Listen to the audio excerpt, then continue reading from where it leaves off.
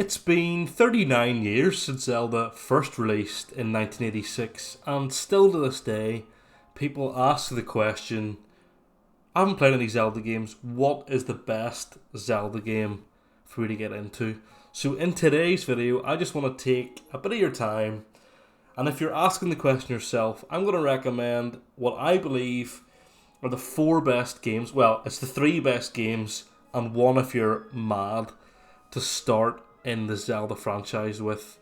Take it from someone who's been playing the Zelda games now for about 15 years. I've played through every single mainline Zelda game, and I've picked out what I believe are the best entry points into the franchise today in 2025. So if you're asking the question, stick around and I'll answer the question in this video. Welcome back to the Zelda Realm YouTube channel. My name is Joe, and I provide weekly Zelda content for you to enjoy here on the channel. Thanks so much for the support on last week's video. These are 2 of my favourite comments from that video up here. And if you want to feature in next week's video, just comment down below your thoughts and I'll pick 2 of my favourite ones and they'll join me up on screen. If you would be so kind as to subscribe to the channel, we are marching towards 1,000 subscribers here on the Zelda Realm, and when we do hit 1,000 subscribers, we will be releasing a Tears of the Kingdom retrospective, which will be the longest video produced on this channel and will be probably the highest quality content I can provide for you guys as a way to say thank you for helping me reach that goal. If you want to support me a bit more, I have just launched a Patreon. The link is in the description underneath this video. There are no expectations, but if you want to support me extra, I would massively appreciate that. You can go on there. There's 4 different tiers. It's really up to you. You can get this video early for just £2 a month, so it's really up to you. So this week's video idea comes from a question put in the comments from the Spectral Division, who asks very kindly, video idea for you, bro. What is the best starting point for someone wanting to get into the franchise for the first time, and what order should they be played? So I know this is a pretty common question because Zelda is one of those franchises that is very, very daunting to get into. There are 20 mainline games. It's very difficult to know where to start, and because it's over such a vast period of time, people have their own opinions about where's best to go, what's the best thing to do. But ultimately, the one thing I will say to you from the get-go is there are very clear points where you can start into a Zelda game and not feel like you've missed anything from previous titles. It is very important to know that Zelda does not go from... It's not like Zelda 1 then carries on into Zelda 20. They're not in sequence order. So they're broken up into different sections, and that's kind of where I'm going to suggest starting from. The first game I would suggest that you get into, totally, I feel that as a new player, this is the best place to start, is undoubtedly Breath of the Wild. I think mainly because it is the most modern of the series to start into. Tears of the Kingdom is the sequel. I wouldn't start into it first. I'd go Breath of the Wild first and then Tears of the Kingdom for 2 simple reasons. 1, easily accessible on the Switch, likely going to be on the Switch 2 as well, and 2, by far peak Zelda. So if you want to get hooked in the franchise, for me, you want to start with Breath of the Wild. For someone who hasn't played the games before, you got to evaluate where your heart lies. So if you're someone that enjoys an open world adventure where you don't get your hand held but you get to enjoy the vibe, I would advise you play Breath of the Wild. You might be someone who has played a lot of the Zelda games and you're watching this video and you're maybe confused as to why a Zelda channel rooted in the traditional roots of Zelda would recommend someone new to play one of the new games, the more controversial titles in the series, so to speak. And the reason I say that is, for new players, you will not be clouded by the knowledge of the previous games when going into these games. You will not be clouded by traditional dungeon structure, you will not be clouded by the way that the older games were as such. You can enjoy Breath of the Wild as a fresh adventure, and the great thing is as well that if you really love Breath of the Wild, then you can go into the sequel very, very naturally and play those 2 games back to back. Would I advise you play those 2 games back to back? I would not, for 2 reasons. 1, fatigue. Open world games back to back If they're in the same world, you can get very fatigued. I would not recommend playing them back to back. But secondly, I think you need a break and a palate cleanser by playing some of the other games. So the first game I'd recommend to someone looking to get into the franchise, try Breath of the Wild.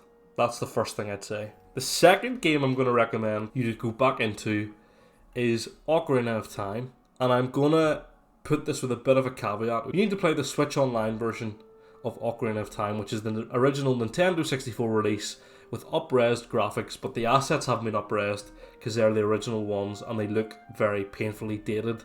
The controls are also painfully dated. There is no camera movement button on the right stick.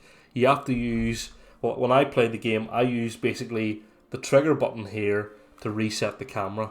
Okay, the controls are slightly dated. Ocarina of Time is the most heralded Zelda game of them all, and it will give you the best idea of what a traditional Zelda game feels like.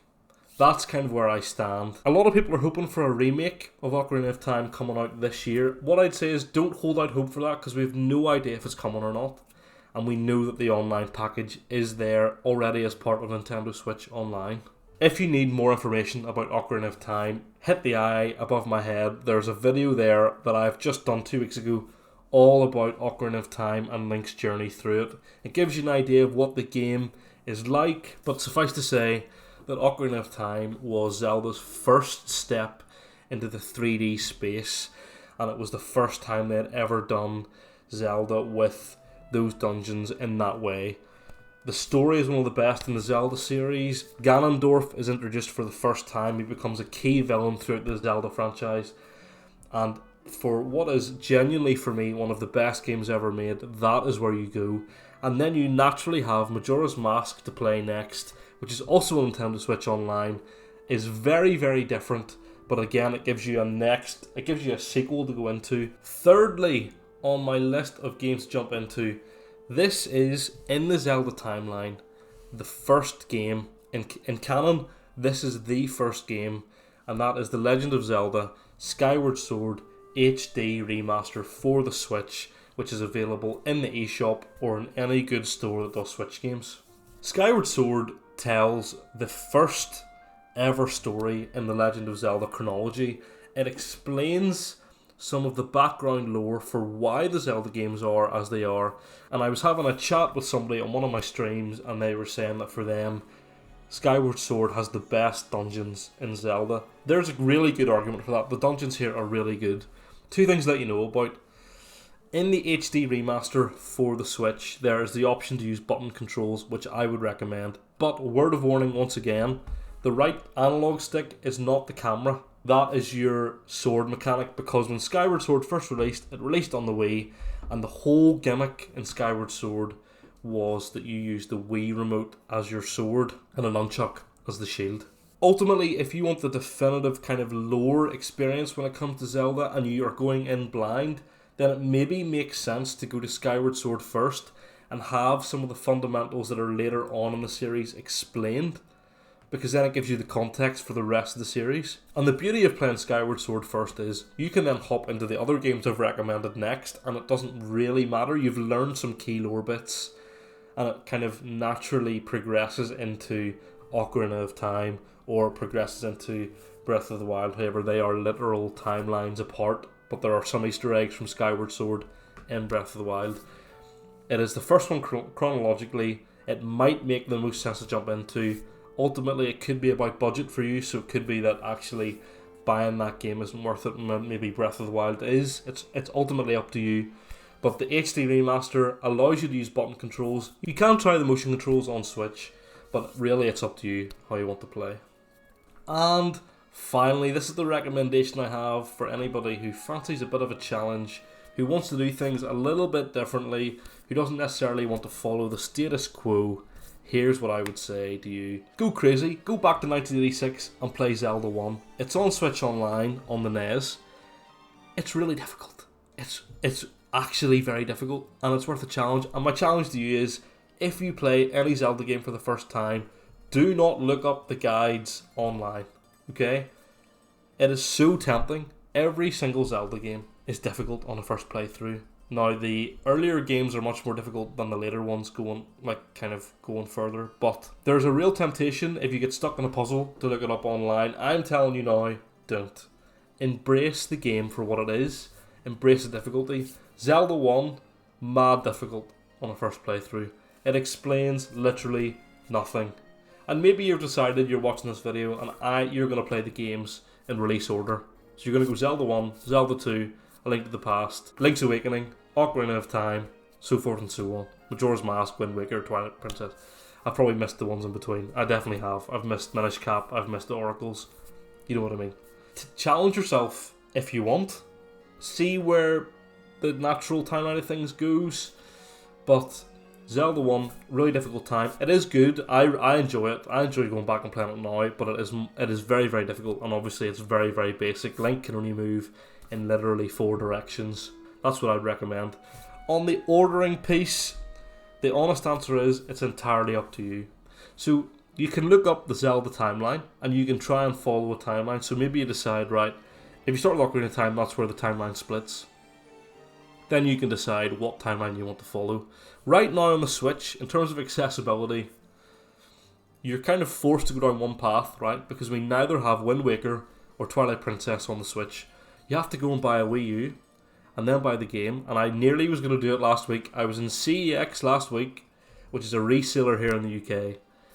There was a Wii U and Wind Waker HD, and it was going to cost me £130. And boy, oh boy, I nearly did it, but I thought, no, that's silly.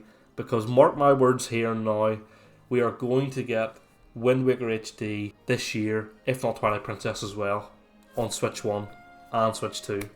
That's my prediction, so hold out for those. But I think the order to play them in is go to Ocarina of Time and then go down the Fallen Timeline route, unfortunately, because so many of the older Zelda games are available on the Switch Online service.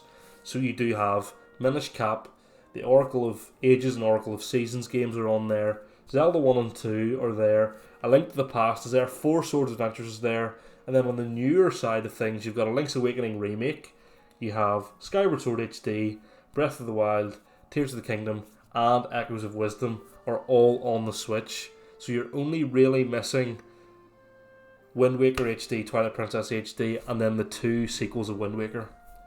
There you go. There you have it, guys.